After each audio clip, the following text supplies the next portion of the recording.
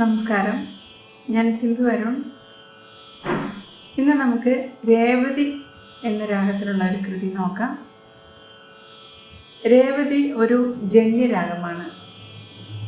രണ്ടാമത്തെ മേളകർത്ത രാഗമായ 72 മേളകർത്ത രാഗപട്ടികയിലെ രണ്ടാമത്തെ മേളകർത്ത രാഗമായ രത്നാംഗിയാണ് രേവതിയുടെ ജനകരാഗം എന്ന് പറയുന്നത്, അല്ലെങ്കിൽ മദർ രാഗം എന്ന് പറയുന്നത്. രേവതി ഒരു ഔഡവ രാഗമാണ്. അതായത് ആരോഹണത്തിലും അവരോഹണത്തിലും 5 സ്വരങ്ങൾ വീതമുള്ള രാഗമാണ് ഔഡവ രാഗം എന്ന് പറയുന്നത്. അപ്പോൾ രേവതി ഒരു ഔഡവ രാഗമാണ്. ഇതിൻ്റെ സ്വരങ്ങൾ എന്ന് പറയുന്നത് സരി മ പ നി സ സാ നി പ മ രി സ. ഷഡ്ജം ശുദ്ധ ഋഷഭം, ശുദ്ധ മധ്യമം, പഞ്ചമം, കൈശികി നിഷാദം എന്നിവയാണ് ഇതിൻ്റെ സ്വരങ്ങളായിട്ട് വരുന്നത്. രേവതിയെക്കുറിച്ച് ഒത്തിരി മ്യൂസീഷ്യൻസ് യൂട്യൂബിൽ വീഡിയോസ് ഡീറ്റെയിൽഡായിട്ട് പറഞ്ഞിട്ടുണ്ടെങ്കിലും ചെറിയ ബേസിക്കായിട്ട് കുറച്ച് കാര്യങ്ങൾ ഞാൻ പറയാം. രേവതിയിൽ നമ്മൾക്ക് ഒത്തിരി പരിചയമുള്ള കുറച്ച് പാട്ടുകൾ നമുക്ക് കാണാൻ സാധിക്കും. വളരെ ഭക്തിരസം പ്രദാനം ചെയ്യുന്ന ഒരു രാഗമാണ് രേവതി. അതുകൊണ്ട് തന്നെ ഭക്തി സോങ്സ്, അതായത് ഡിവോഷണൽ സോങ്സ് ഒത്തിരി നമുക്ക് കേൾക്കാൻ സാധിക്കും. കൂടാതെ ഈവൻ സംഗീതം പഠിക്കാത്തവർക്ക് പോലും പരിചിതമായിട്ടുള്ള ഭോ ശംഭോ ശിവശംഭോ സ്വയംഭോ, ഭോ ശംഭോ ശിവശംഭോ സ്വയംഭോ, ഭോ ശംഭോ ശിവശംഭോ സ്വയംഭോ. ഇത് രേവതി രാഗത്തിലുള്ള ഒരു കൃതിയാണ്. ഇത് നമുക്ക് ഡാൻസ് ഫോമിന് നന്നായിട്ട് യൂസ് ചെയ്യുന്ന ഒരു കൃതിയാണിത്.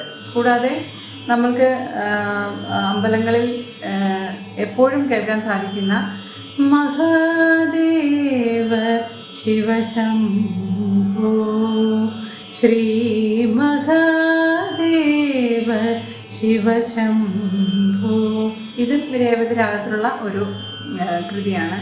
പിന്നെ സിനിമ സംഗീതത്തിലേക്ക് നോക്കുകയാണെങ്കിൽ വളരെ പോപ്പുലറായിട്ടുള്ള ഒരു ഡിവോഷണൽ സിനിമ ഗാനമുള്ളത് കുടജാദ്രിയിൽ കുടികൊള്ളും മഹേശ്വരി ഗുണദായിനി സർവശുഭകാരിണി.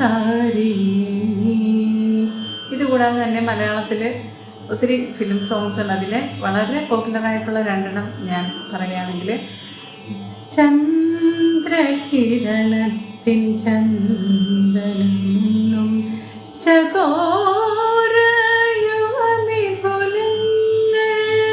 വളരെ ബ്യൂട്ടിഫുൾ ആയിട്ടുള്ള ഒരു സോങ്ങാണിത്. ഒന്നുകൂടെ പറഞ്ഞാൽ ശ്രീലതികകൾ തൈരണിഞ്ഞുലയവേ വാക്കിമകളേ. അതും രേവതി രാഗത്തിലുള്ള വളരെ ബ്യൂട്ടിഫുൾ ആയിട്ടുള്ള വളരെ പോപ്പുലർ ആയിട്ടുള്ള സോങ്ങാണ്. അപ്പം ഇത്രയുമാണ് ബേസിക് ആയിട്ട് വളരെ കുറച്ച് കാര്യങ്ങൾ രേവതിയെക്കുറിച്ച് ഉള്ളത്. നമുക്കിനി കൃതിയിലേക്ക് കടക്കാം. അപ്പോൾ ഇന്ന് നമ്മൾ പഠിക്കുന്നത് ആദ്യ താളത്തിലുള്ള പുതുക്കോട് കൃഷ്ണമൂർത്തി കമ്പോസ് ചെയ്ത ശ്രീഹരേ ജനാർദ്ദന എന്ന കൃതിയാണ്. ശ്രീഹരേ ജനാർദ്ദന തുടങ്ങുന്ന കൃതിയാണ്. അപ്പം അതിൻ്റെ പല്ലവി സാഹിത്യം നോക്കുകയാണെങ്കിൽ ശ്രീഹരേ ജനാർദ്ദന രേവതീശാനുജ മാം പാഹി. സാഹിത്യം ഒന്നുകൂടെ പറയാം. ശ്രീഹരേ ജനാർദ്ദന രേവതീശാനുജ മാം പാഹി. അപ്പം സമത്തിൽ തന്നെയായിട്ട് തുടങ്ങും. ശ്രീഹരേ ജനാർദ്ദന ശ്രീഹരേ ശ്രീനിസ ജന റിമ ഹരി ജനാർദ്ദന രേവതി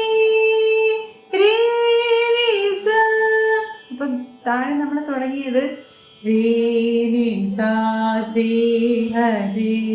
മുകളിൽ അതുപോലെ തന്നെ രീനി സാ രേവതി ശാനുജ രീനി സാ നി ഭ രേവതി ശാ നി ശ്രീ രേവതി ശാനുജ പമ രീനി സാ നി ശ്രീ പമ രേവതി ശാനുജ മാ മരി പാഹി രീ മവ മരി സാ പാഹി ശ്രീ ഹരി ജനാർദ്ദന.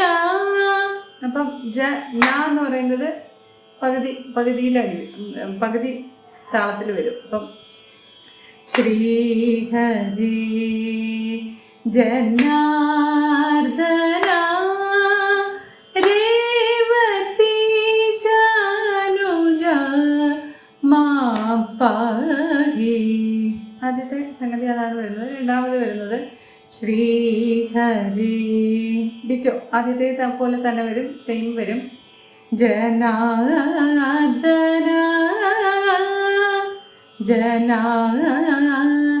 ജരി പമ ജനാർദ്ദന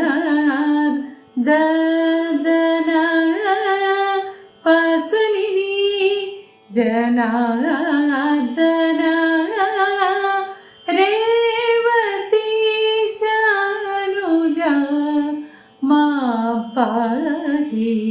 അപ്പം ആദ്യത്തേതിൽ നിന്ന് വ്യത്യാസം വരുന്നത് ജനാർദ്ദന, ബാക്കി ഒന്നാമത്തേത് പോലെ തന്നെയാണ് വരുന്നത്. അപ്പം ശ്രീ ഹരി ജനാർദ്ദന രേവതി ശാനുജ മാം പാഹി. അപ്പം രണ്ടാമത്തെ സംഗതിക്ക് ചെറിയൊരു വ്യത്യാസമേ ഉള്ളൂ. നമുക്ക് മൂന്നാമത്തെ സംഗതിയിലേക്ക് പോവാം. ശ്രീ ഹരി ജനാർദ്ദന അത്രയും രണ്ടാമത്തേത് പോലെ തന്നെയാണ് വരുന്നത്. ശ്രീഹരി ജനാർദ്ദന ആദ്യത്തെ ലൈൻ രണ്ടാമത്തെ സംഗതി പോലെ തന്നെ വരും. അതിൽ വ്യത്യാസം വരുന്നത് മൂന്നാമത്തെ സംഗതിയിൽ വ്യത്യാസം വരുന്നത് രേവതി ശാനുജ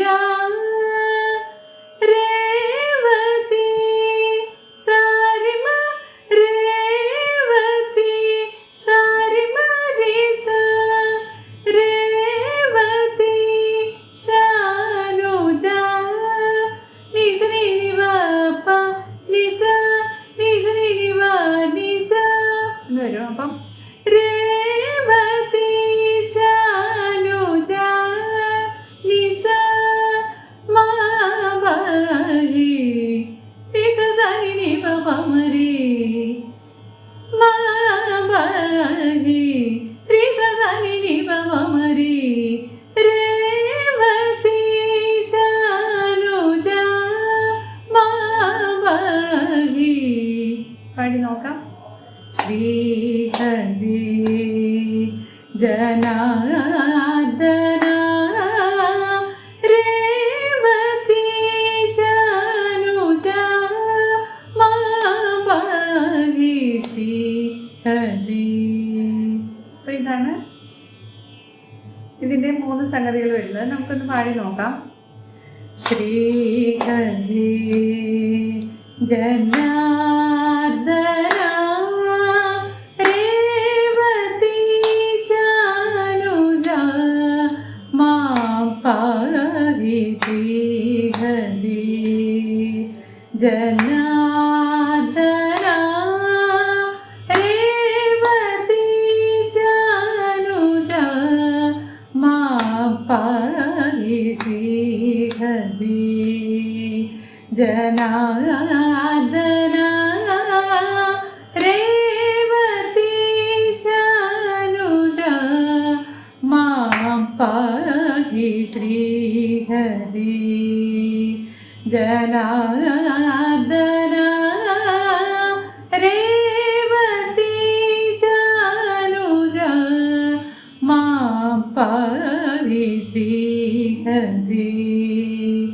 ജനാർദ്ദന രേവതീശാനുജ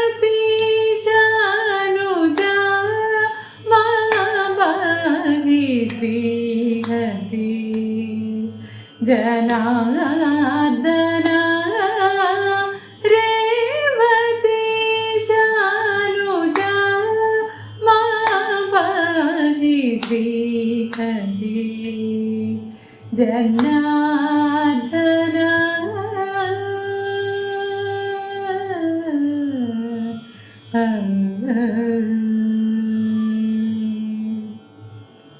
പല്ലവി ഇത്രയുമാണ്. നമുക്കിതിൻ്റെ അനുപല്ലവി അടുത്ത എപ്പിസോഡിൽ നോക്കാം. Thank you.